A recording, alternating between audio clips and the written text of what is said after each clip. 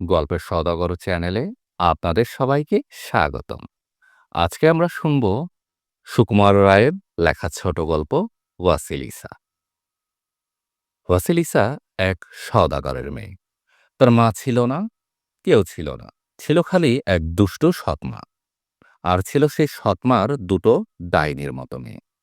ওয়াসিলিসার মা যখন মারা যান, তখন তিনি তাকে একটা কাঠের পুতুল দিয়েছিলেন আর বলেছিলেন, একে কখনো ছেড়ো না, সর্বদা কাছে রেখো।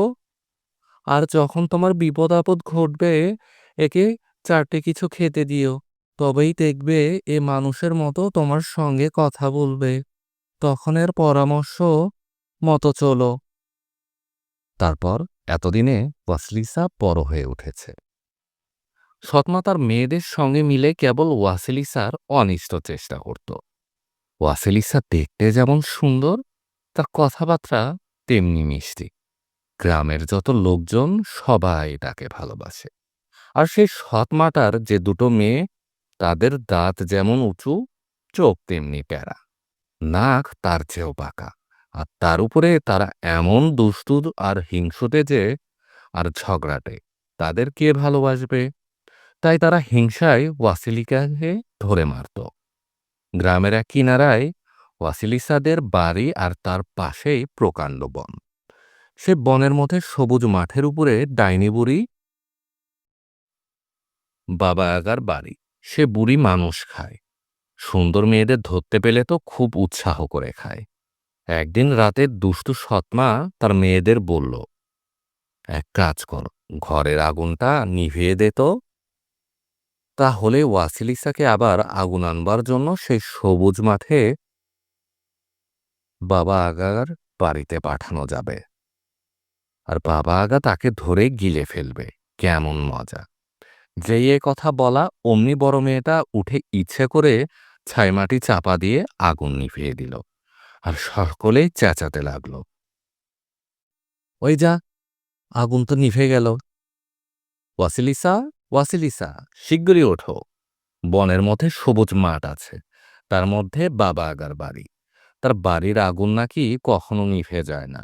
শিগগির যাও, দৌড়ে যাও, সে আগুন খানিকটা নিয়ে এসো। এই না বলে তারা ওয়াসিলিসার চুল ধরে হিড়হিড় করে টেনে তাকে বাড়ির বাইরে তাড়িয়ে দিল, দিয়ে ঘরে খিলে এঁটে দিল। ওয়াসিলিসা বাইরে বসে কাঁদছে। এমন সময় তার সেই ছোট্ট কাঠের পুতুলের কথা মনে হলো। তখন সে তাড়াতাড়ি তার কাপড়ের মধ্যে থেকে পুতুলটাকে বের করে তার মুখে একটু খাবার দিয়ে বলতে লাগলো, কাঠের পুতুল, খাবার খাও, আবার তুমি জ্যান্ত হও, আমার সঙ্গে কথা কও। অমনি কাঠের পুতুলের চোখ দুটো জল জল করে জ্বলে উঠল, ঠোঁট দুটো নড়ে উঠল। তারপর সে বলতে লাগলো, কাঠের পুতুল সঙ্গে রয়, ওয়াসিলিসার কিসের ভয়? তুমি ভয় পেও না গো, বাবা এগার বাড়ি সোজা চলে যাও। ওয়াসিলিসা চলতে লাগলো। রাত গেল, সকাল গেল, দুপুর গেল। তখন দেখা গেল সবুজ মাঠ, তার ঠিক মাঝখানে ভাঙাচোরা সাদা বাড়ি, তার গায়ে সারি সারি মরার খুলি, তার দরজা জানালা ফটক কবাট সব আস্ত আস্ত হাড়ের তৈরি। হুড়কো কবচা, কাটা পেরে কোথাও কিছু নেই, কিছু দিয়েই বাধা নেই, জোড়া নেই।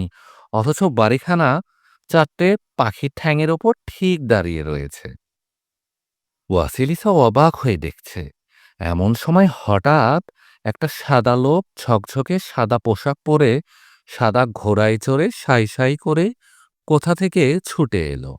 এসেই সোজা বাড়ির ফটকের উপর ছুটে পড়ল, আর ধা করে বাড়ির সঙ্গে মিশে গেল। ওয়াসিলিসা চেয়ে দেখল, তখন বিকেল হয়ে আসছে, রোদ পড়ে আসছে। এমন সময় একজন লোক এলো, রাঙা সূর্যের মতো লাল তার রং, তার পোশাক, তার ঘোড়া সবই লাল।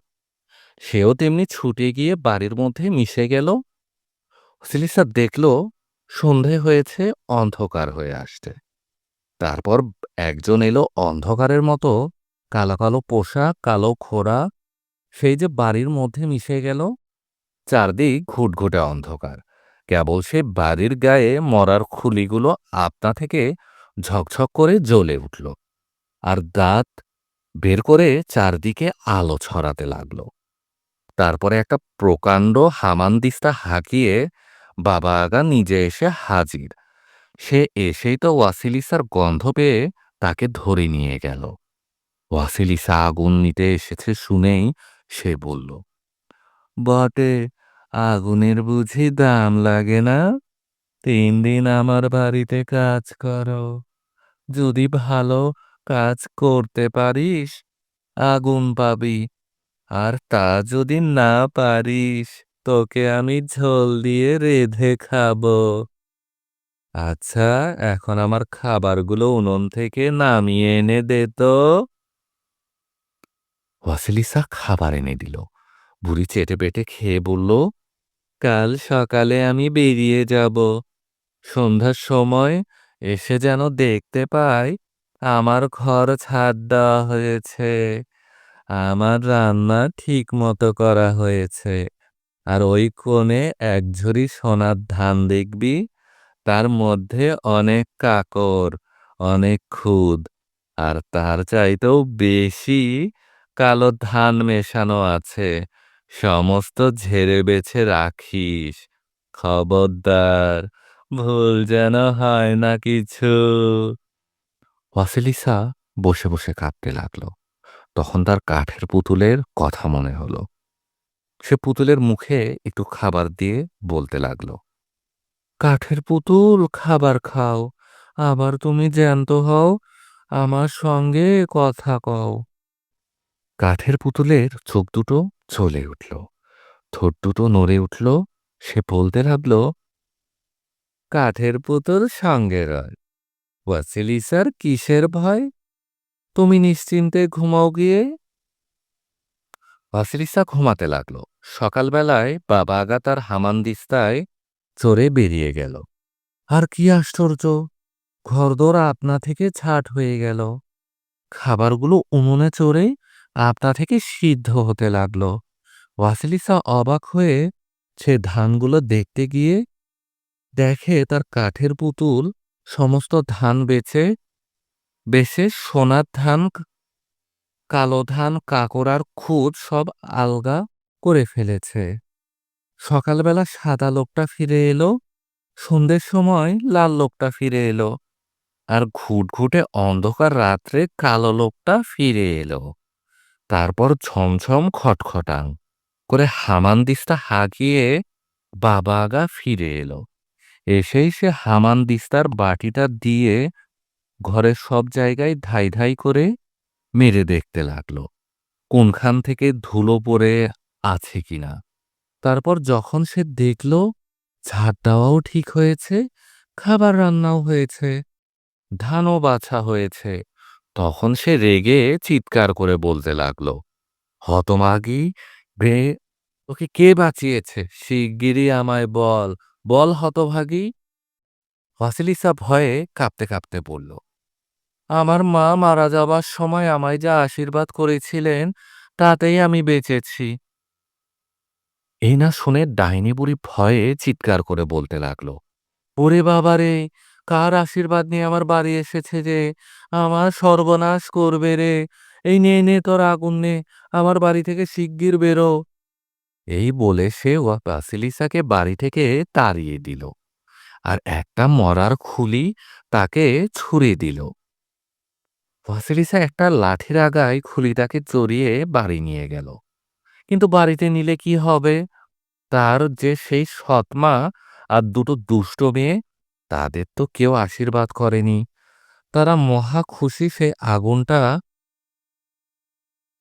হয়ে সে আগুনটা নিতে গিয়েছে। অমনি তাদের গায়ে আগুন ধরে গিয়ে তারা তো মরলই, বাড়িঘরও সব পুড়ে ছাই হয়ে গেল। ভাসিলিসা আবার বসে কাঁদতে লাগলো। তখন তার কাঠের পুতুলের কথা মনে হলো। পুতুলের মুখে খাবার দিয়ে বলল, কাঠের পুতুল খাবার খাও, আবার তুমি জ্যান্ত হও, আমার সঙ্গে কথা কও। কাঠের পুতুল জেগে উঠে বলল, কাঠের পুতুল সঙ্গে রয়, ভাসিলিসার কিসের ভয়? তুমি রাজার কাছে যাও, তিনি তোমায় সুখী করবেন। ভাসিলিসা তখন রাজার বাড়ি চলল। এমন সুন্দর মেয়ে, এমন মিষ্টি কথা বলে। কেউ তাকে বারণ করল না, কেউ তাকে বাধা দিল না। ভাসিলিসা একেবারে রাজসভায় রাজার সামনে গিয়ে উপস্থিত। রাজা এমন চমৎকার মেয়ে কখনো দেখেনি। তিনি তার কথা শুনবেন কি তাড়াতাড়ি সিংহাসন থেকে উঠে পড়লেন। বললেন, আহা! কি সুন্দর মেয়েটি গো! তুমি কার মেয়ে? কি তোমার দুঃখ? তুমি আমায় বিয়ে করো, আমার রাজ্যের রানী হয়ে থাকো। আমি তোমার সব দুঃখ দূর করব। এমনি করে ওয়াসিলিসা রানী হলেন। আর সেই কাঠের পুতুল সোনার খাটে মখমলের গদিতে রেশমের চাদরের উপর ঝকঝকে পোশাক পরে শুয়ে থাকত। গল্পের সওদাগর চ্যানেলে আপনারা শুনছিলেন সুকুমার রায়ের ছোট গল্প ওয়াসিলিসা।